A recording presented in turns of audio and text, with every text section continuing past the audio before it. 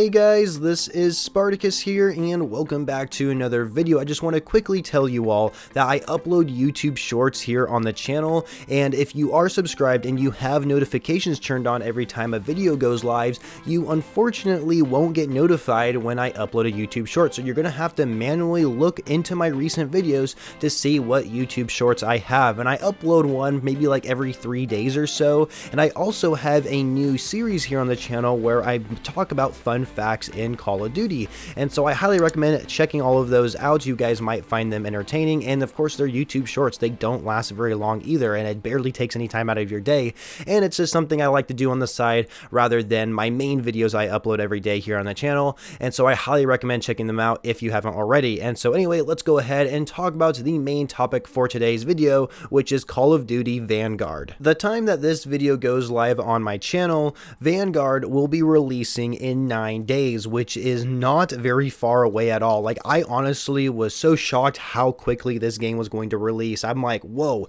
this game's already coming out. Like, I'm like, whoa, like, it's already coming out. I don't believe it. Like, how is this happening? And what's crazier is that nobody is talking about this game. Like, this game is literally just right around the corner and nobody seems to actually care about it. And it's honestly no big surprise. For one of the reasons why maybe nobody's talking about the game is, first of all, it's in a World War II setting. You know, not too long ago, we actually had a World War II Call of Duty game, and so I think that's a real turnoff for a lot of people. You know, most people enjoy playing Call of Duty games that are either futuristic or in a modern setting, and of course, you know, for there's some of us out there that even like Black Ops Cold War, that's just barely in the past, you know, like, so it's only like maybe 30, 40 years ago in the past. And so when it comes to World War II, though, you know, we've kind of all seen it, you know, especially growing up, you know, hearing about World War II, learning about it in history class, and then of course, you know, playing video games about it. There really isn't much uniqueness to like video games anyway, because, you know, especially when it comes to like guns and weapons, you know, there's not much you can add to the game because we've already seen like all the World War II weaponry and stuff like that. And so I think that is definitely one reason why a lot of people aren't talking about the game. But I also don't think Call of Duty is really doing a good job marketing it either. I know a couple weeks ago we got the reveal for zombies in Vanguard, which was really cool, but I really don't think zombies was that all interesting because we're playing on multiplayer maps that we've already played in the beta for all things. And of course, one of the areas in the zombies experience is of course Shino Numa, which is coming back. I guess that's cool as well. But you know, that's a completely different story. You know, another thing is that of course we did play the beta. Everybody's already had hands on the multiplayer, and so I think a lot of people have this impression that the full game experience isn't going to be that much different than what we've seen in the beta, but that's not really true. You know, they didn't have all the weapons in the beta for us to access. They didn't have all the equipment, all the kill streaks, or even all the maps to play on, because this is going to be the one Call of Duty game that's going to be releasing the most maps out of any launch Call of Duty game, which is awesome to see. And there's only going to be a couple remake maps as well. And the great thing about these remake maps is that they are maps that have never been remade before, and they're from World at War, Dome, and Castle, right? They never came back into Call of Duty, and so it's really cool to see them come back. And so either way, even though there is a lot of different things to look forward to in the full game, nobody's talking about it. And so I'm not really surprised that a lot of people really aren't talking about this game, because for one thing, since we've already got our hands on the game, we have a good idea what it's like. We know it's going to be very similar to Modern Warfare 2019 as when it comes to the movement and some of the like the field upgrades, like Dead Silence as a field upgrade, which should not be a thing at all. But you know, either way, even though I'm very critical about Modern Warfare, I will say, even though Vanguard has a lot of similarities and characteristics of Modern Warfare 2019, it definitely doesn't play exactly the same. And matter of fact, I think Vanguard does play better than Modern Warfare 2019, which is definitely a good thing.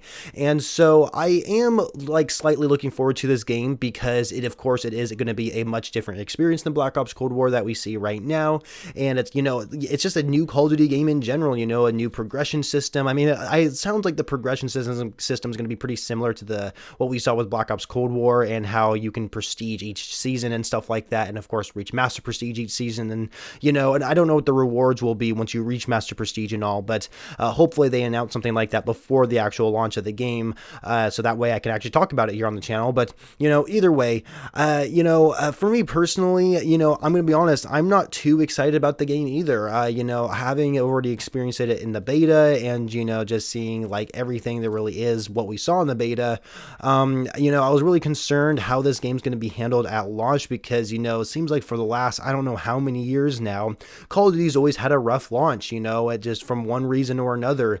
And so I feel like the same thing's going to happen this year as well. Even though I think a lot of people are going to be enjoying this game more than they did with Black Ops Cold War, which I guess is a good thing, but I don't know if I'm going to. And so I don't know. I guess I'm just kind of sick of Call of Duty just coming out every single year. Part of me wishes they would actually take a couple years off and actually make the game as best quality as possible when they do release it. And unfortunately, that's not really the case when the game first comes out. You have to wait 6 months later for a lot of things to be polished, and that's just something I'm not really looking forward to. But there is one thing I'm looking forward to, which isn't actually Vanguard itself, but it's actually going to be the new Pacific Warzone map coming later this year. And it's not going to be coming out when Vanguard releases, which I think is a huge missed opportunity. I guess they don't really want Warzone to take away the launch day for, I guess, the main title, I suppose, but which I guess is a good idea. But it sounds like the new Pacific map is going to be coming out in November when Season 1 does drop, which I guess is a good thing. And so I'm looking forward to that more than anything, more than actual Vanguard itself, which is crazy to say. And that's not to say that I'm not looking forward to some things in Vanguard. Like the campaign, I think will be great, but the only problem with the campaign is that I play it once and that's really it. I literally, my first playthrough, I play it on the hardest difficulty just because, first of all, I like to challenge myself, and second of all, I'm able to get all those achievements out of the way. And so the storyline for Vanguard actually does look pretty interesting. I think it's really creative, and they're using a lot of different areas of World War II, different types of theaters, not just the Pacific theater. They're also using European theater as well to kind of throw, or I guess, yeah, Pacific theater, I guess is what it is, to throw into the game as well. And so I'm really happy to see that they're kind of expanding upon all these different areas of World War II in the campaign, and it has a very fictional storyline essentially, but it does look really interesting. And of course, it's somehow going to tie in with the storyline we saw with Modern Warfare 2019 and Black Ops Cold War, because all these games are now connected. And so I'm really curious how it's going to turn out, and I just hope the gameplay does play good as well. And so campaign, looking forward to. Multiplayer, I'm also looking forward to, especially a lot of the maps that we haven't actually played on yet, and of course the weapons and kill streaks for that matter.